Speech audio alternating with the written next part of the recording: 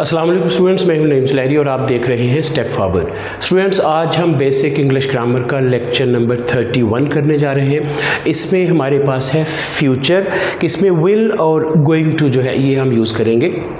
Going to जो है ये भी फ्यूचर की सेंस में यूज़ होता है और विल जो है ये भी आप जानते हैं कि फ्यूचर की सेंस में यूज़ होता है। अब इसमें डिफरेंस क्या होता है ये हम देखेंगे।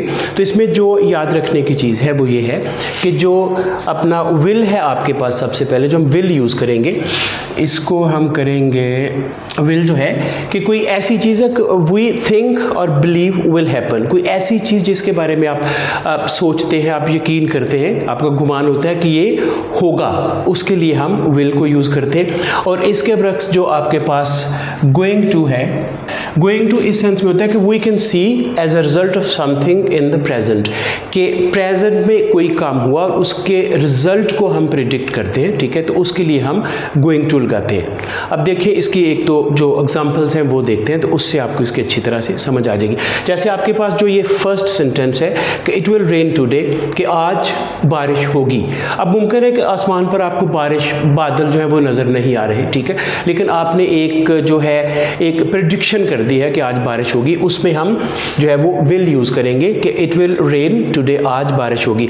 अब देखिए अगर जो अपना जो मौसम है वो ऐसा हो जाता है कि आसमान पर जो है वो बादल छा जाते हैं, वो काली घटाएं हैं और आपको लगता है कि बस जो है बारिश आज बस हुआ ही चाहती है, ठीक है, तो उसके लिए हम जो है वो अपना यूज़ करते हैं गोइंग टू। तो इसमें जो होगा कि it is going to rain, कि बारिश होने वाली है या बारिश होने लगी है। It is going to rain today, कि आज बारिश होने लगी है। अभी इसमें देखा कि इट विल रेन टुडे, आज बारिश होगी, आप प्रिडिक्ट कर रहे हैं। और ये it is going to rain today कि एक जो ऐसा इवेंट है कि जो प्रेजेंट में हुआ है और इसका जो रिजल्ट है वो आप प्रिडिक्ट कर रहे हैं, इनके इसको आप देख सकते हैं कि बारिश होने लगी है।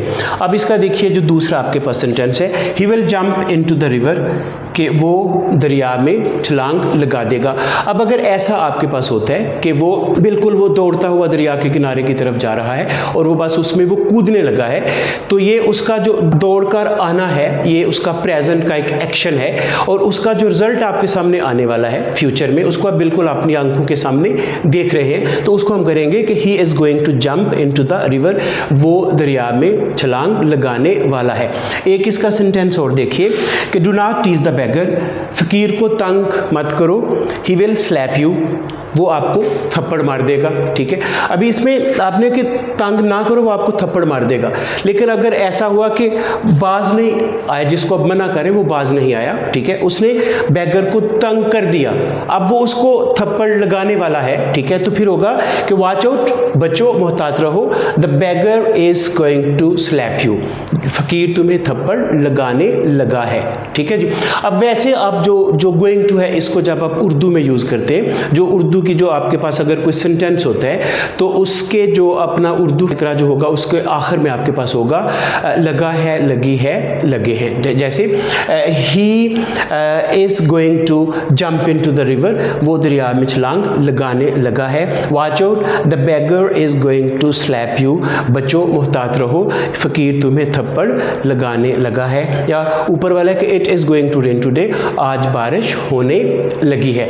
तो ये स्टूडेंट्स आपने देखा कि गोइंग टू जो है ये भी फ्यूचर की सेंस में यूज़ होता है और जो विल है ये भी फ्यूचर की सेंस में यूज़ होता है। इसमें होता है कि वी थिंक और बिलीव विल हैपन, कि वी थिंक और believe that something will happen, कि हम देखते हैं, सोचते हैं, कि यकीन रखते हैं, हम सोचते हैं, हमारा ख्याल होता है कि कोई जो काम है वो हो जाएगा, उसके लिए हम विल का यूज़ करते हैं। और जब ऐसा हो कि कोई ऐसा काम हो कि we can see as a result of something in the present, कि प्रेजेंट में कोई काम हुआ, उसका जो रिजल्ट आपको सामने नज़र आ रहा है, उसको जब आप प्रिडिक्ट करते हैं तो उसमें आप लगाते हैं गोइंग टू। जैसे उसकी जो ये it is going to rain today, आज बारिश होने लगी है।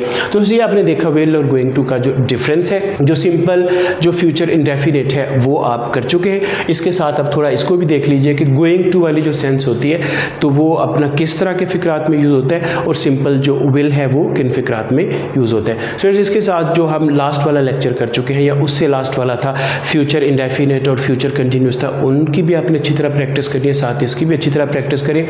और स्टूडेंट्स, आपने हमारा चैनल सब्सक्राइब करना और इसकी वीडियोज़ अपने दोस्तों के साथ शेयर करना नहीं भूलना। इसके साथ ही मुझे इजाज़त दीजिए, अपना ख्याल रखिएगा। खुदा हाफिज़।